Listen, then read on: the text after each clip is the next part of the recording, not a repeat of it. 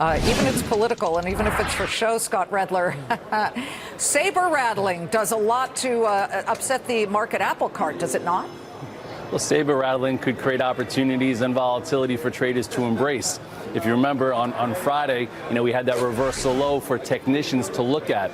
So basically that gave us a little bit of clues that maybe you could buy the dip after a 100-handle move like we saw last week. And then today, we didn't know what was going to happen here, right? We were down 10, 15 handles. So what did we do? We held Friday's low. That gave traders some confidence to perhaps buy. Then technology went green, the banks rallied, and here we have 400 points, a great opportunity to buy the dip again.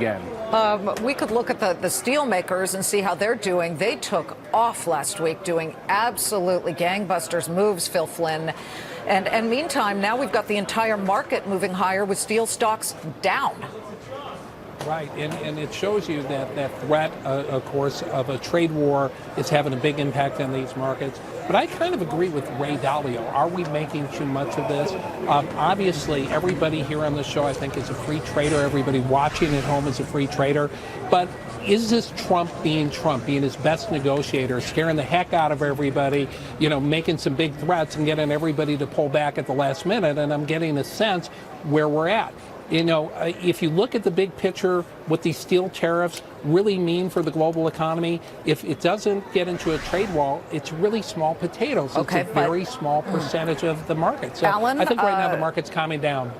Jim McGreevey of the Beer Institute said for the beverage industry in its entirety, it could mean a loss of 140,000 jobs if protectionist measures, the president wouldn't see them as that. He sees them as protecting the American worker, steel and aluminum, but not the ancillary sort of long tail kind of industries like the beverage industry, if they were really hit here, Alan. So we're looking at aluminum stocks. It's a mixed picture, but the big names are down mostly, except for Kaiser.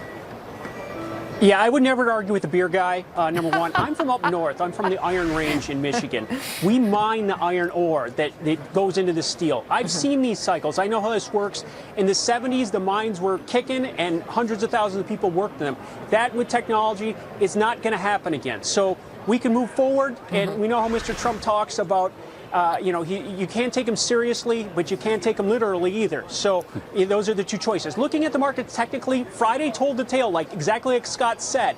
And we talked 4-hour to 48-hour rule. Now the markets are telling us we're up and away one more time. Keep an eye on one number. Make it very simple. 2705 in the S&P is the halfway point from the January 26th all-time high to those February lows. So now that we've got back above that, it's up and away in stocks once again. We shall see. Sometimes those technicals do matter, and I do give you credit, Alan. You were the one who last week said give it 24 hours. It turned out to be about 48, but here we have it, a big move to the upside. Although, if I'm a steel guy, Phil, I'm not happy. It looks like today the president said, all right, well, if we get a little bit of a better deal in NAFTA, I'll let go of this threat.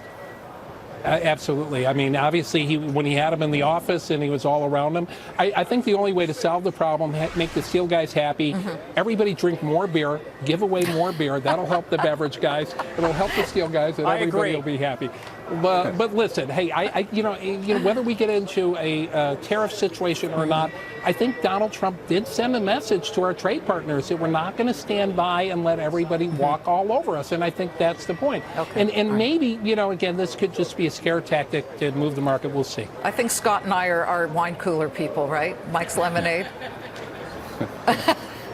Scott's thinking to himself, he's got to be the only person on the planet who drinks wine coolers. Yeah, I'm not a beer gal, but one of the most talkative